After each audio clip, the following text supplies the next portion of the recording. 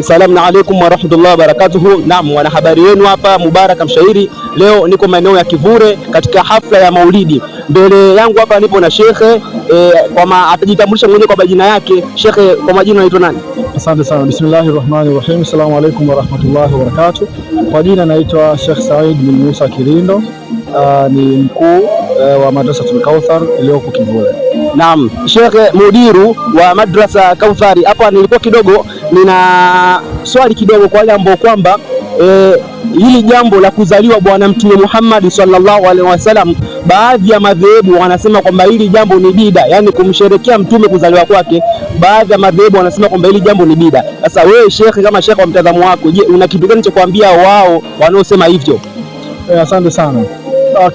Kwa ufupi sana, wanaosema kwamba mazazi ya Mtume Muhammad sallallahu alaihi wa alihi wasallam kuyasherekea ni bida, wanakosea sana, lakini vile vile wanamkosea Mwenyezi Mungu Subhanahu wa Ta'ala, kwa sababu hata ndani ya Qur'ani vile vile inaeleza mitume mbalimbali namna ambavyo walivyozaliwa, namna ambavyo walivyokufa.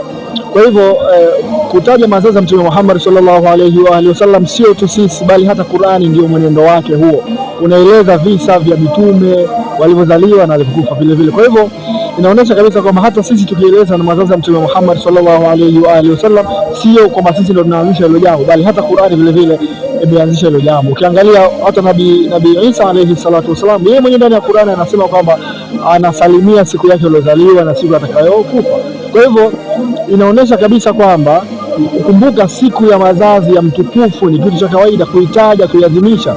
Lakini kubwa kuliko, unajua, tunapozungumzia mazazi ya Mtume Muhammad sallallahu alaihi wa alihi wasallam, hatutaji tu kama amezaliwa mwezi 17 lakini tukaishia hapo, bali tunaenda mbali zaidi na kutaja kwamba tunajifunza nini kutoka kwake, tunaenzi vipi mafundisho yake ambayo ameyafundisha kwa wanadamu wote, ikiwepo upendo, umoja na mshikamano.